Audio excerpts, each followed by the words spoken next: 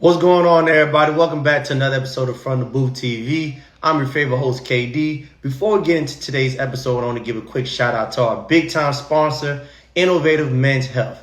Redefining healthcare with proficiency and efficiency with using a message-based model to give patients more time for what matters, love and connection. More time. The link is down below in my comment section if you're watching this from YouTube, or you can go up to my bio on IG, From the Booth TV, and the link is in my bio. Check those guys out.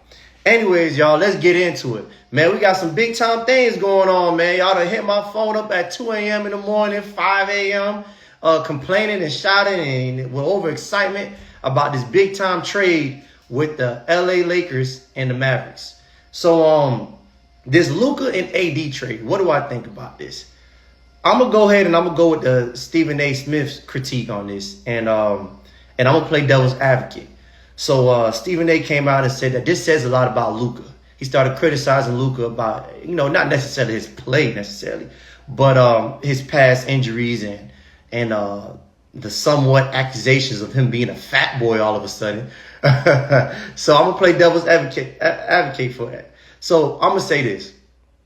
Oftentimes when we see these trades with these players that come up with these organizations, it's kind of hard to tell who to blame. Sometimes it's obvious, sometimes it's not. Oftentimes the guy is a superstar for the program, and then when it's time to trade, all these accusations start coming up saying, well, the player's not this, the player's not that, the player is like they're trying to trick themselves into believing that they're making the right move. Now, I'm not saying they're making the wrong move. All I'm saying is accusations just start randomly popping up now that no one really paid mind to about these players. So right now, the Lukas situation is that, he's 25 years old. He missed 20 games due to injury, and now all of a sudden he's fat. He's a fat boy now. But he wasn't fat when, he was dropping 24 points, averaging 24 points a game. He wasn't fat, taking y'all, deep into the playoffs. But now all of a sudden he's too fat. Now, I don't know. He might just be too big. I guess. I don't know how big they get in Slovenia, wherever he's from. There might be some big bone, tall men out there. Pause. You know what I'm saying? So, right. All I'm saying is, for some strange reason, when it's time for a trade, all these accusations come up. Let's take the Jimmy Butler example.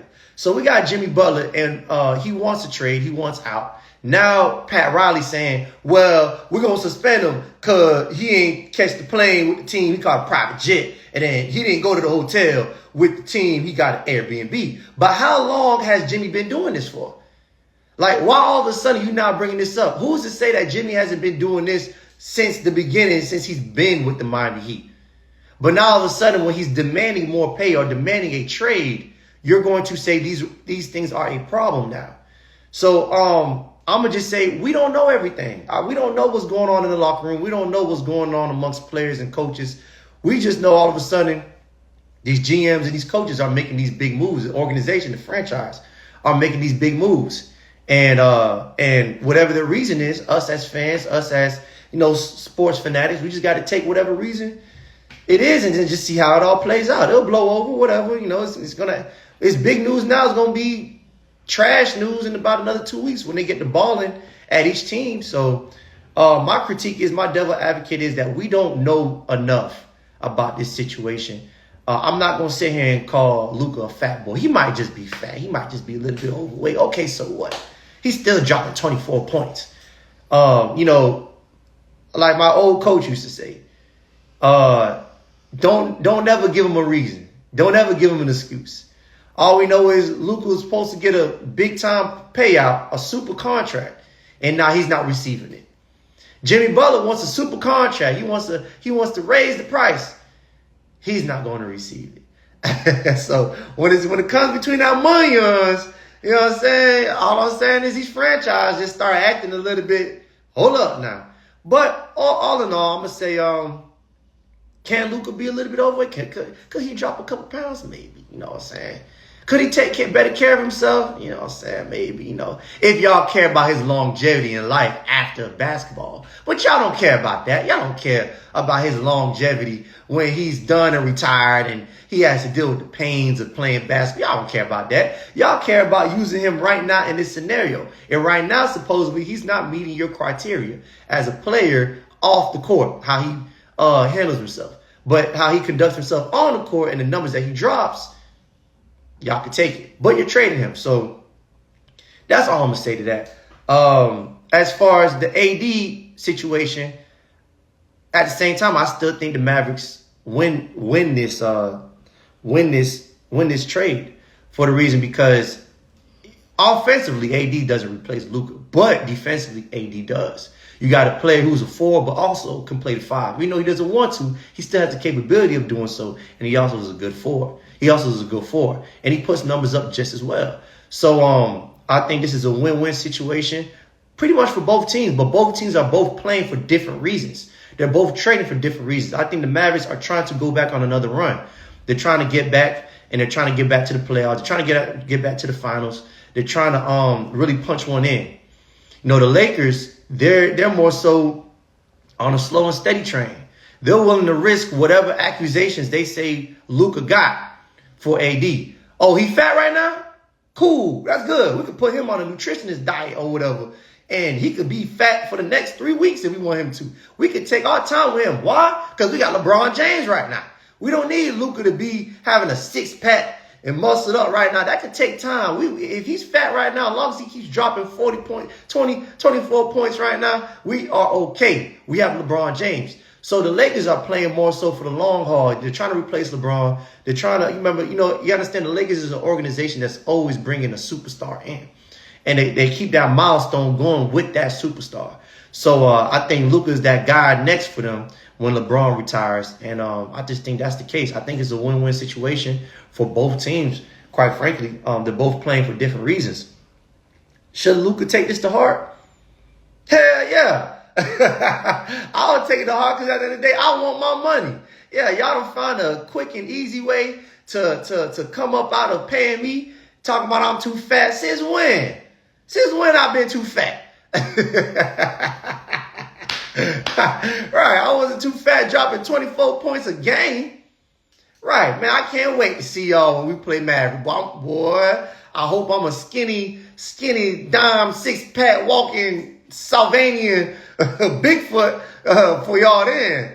Right, so, Luka kind of some say Luka kind of played himself out the money. Man, I don't know, man. I don't know what the agenda is or what these people be saying behind closed doors. You never know. We just know what they be telling us. Same thing with the Jimmy Butler situation. Now, somebody has to be the bad guy. If you're not the bad guy, somebody has to be the bad guy. So if you're not the bad guy as the GM or the coach, make the player the bad guy. If you're not the bad guy as the player, make the coach, the GM, the organization the bad guy, the franchise the bad guy. Somebody has to be the bad guy. So that's kind of sort of all I have to say about that situation. Now back to this NFL.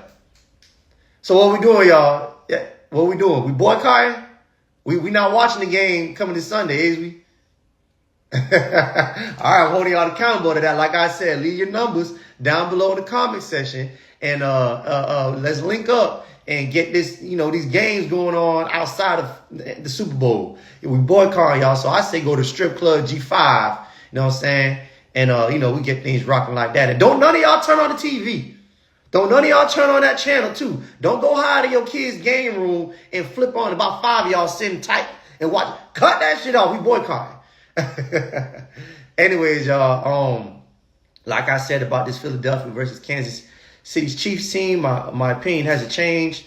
I might come back on Friday or Wednesday and give a better analysis on how I feel about the game. But as of right now, my opinion still stands. I'm siding with Philly, but only if it's in Saquon's hands. Don't put that ball in Jalen Hurts' hands. Keep that ball in Saquon's hands. Somehow figure a way to keep that ball in Saquon's hands because Kansas City will be ready. Their defense finds a way to win.